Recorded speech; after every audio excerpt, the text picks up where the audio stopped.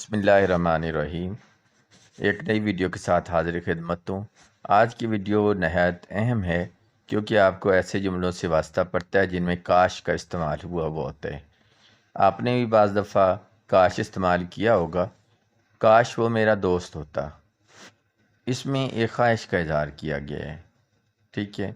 अब होने का मतलब आया है होने। अब आप जानते हैं कि वर्ब तीन तरह के होते हैं। टू बी के वर्ब्स जो कि होना के मायने में इस्तेमाल होते हैं, टू डू वर्ब्स जो कि करना के मायने में इस्तेमाल होते हैं, और टू हैव वर्ब्स जो कि किसी के पास कुछ होना या पोजेशन को शो करते हैं।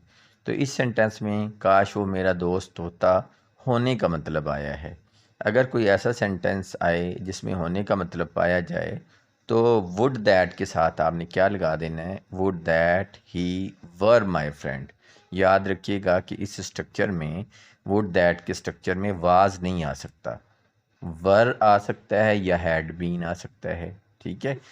तो इसकी इंग्लिश कैसे होगी, would that he were my friend. और दूसरे तरीके से कैसे हम कर सकते हैं, would that he had been my friend.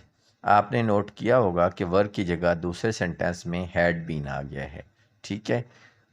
तो ऐसे सेंटेंसेस जिसमें या जिनमें किसी ख्वाहिश का इजहार किया जाए उसमें वुड दैट का इस्तेमाल होता है। और ये देखना होता है कि होने का मतलब या करने का, उस हिसाब से वर्ब लगा देते हैं। इन सेंटेंसेस को देखें, काश वो वहाँ ना होती, इसमें होने का मतलब है।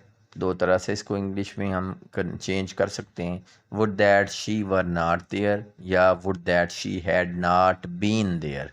याद रखिएगा कि अगर वुड को रिप्लेस करना है हैड के साथ तो उसके साथ बीन ज़रूर आएगा। काश वो वहाँ ना जाती, यहाँ करने का मतलब है। जाना क्या है, होना तो नहीं है ना, करना है। तो करना वाले जुमलों में क्या आएगा, हैड के साथ वर्ब की थर्ड फॉर्म आ जाएगी, would that she had not gone there. काश मैं वज़ीर आज़म पाकिस्तान होता, would that I were the prime minister of Pakistan. यहाँ भी होने का मतलब है। ठीक है। होने के मायने में अगर काश इस्तेमाल हम करते हैं तो उसमें या वर आ जाता है या हैड बीन आ जाता है। आपको पता है कि बी का मतलब है होना, बी की थर्ड फॉर्म बीन है। ठीक है। अब इसकी इंग्लिश क्या होगी, would that I were the prime minister of Pakistan.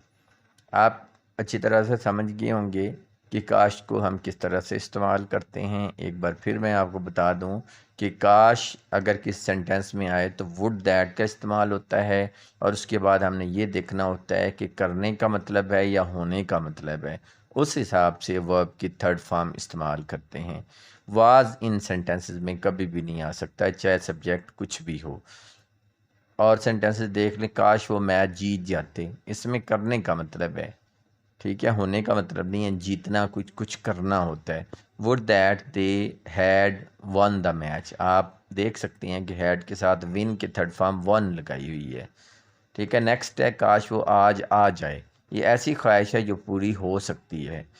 अगर कोई ऐसी ख्वाहिश हो, किसी ऐसी ख्वाहिश का इजहार किया जाए जो पूरी हो सकती हो, तो उसमें वुड दैट के साथ सब्जेक्ट लगाने के बाद वर्ब की सेकंड फॉर्म लगा दी जाती है, would that she came today.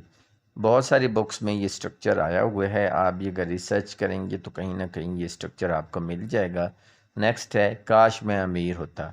काश मैं अमीर होता भी एक ख्वाहिश का इजहार किया है, लेकिन ये पॉसिबल तो नहीं है। ठीक है। काश मैं अमीर होता, would that I were king. होने का मतलब है, करने का नहीं है, इसलिए वर्ड के साथ जो है ना रिच लगा हुआ है। और अगर आप इसको हैड के साथ रिप्लेस करेंगे तो कैसे होगा, would that I had been rich. आप देख सकते हैं कि हैड के साथ पहले सेंटेंस में आप देखें हैड के साथ विन की थर्ड फॉर्म वन लगी हुई है। विन जो है टू डू का वर्ब है।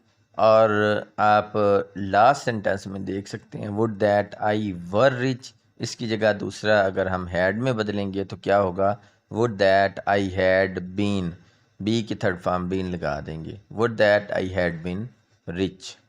मैं उम्मीद करता हूँ कि आज की वीडियो आपको अच्छी लगी होगी। अगर वीडियो अच्छी लगी है तो चैनल को लाइक करें, सब्सक्राइब करें, दोस्तों के साथ शेयर करें। चैनल देखने का बहुत शुक्रिया।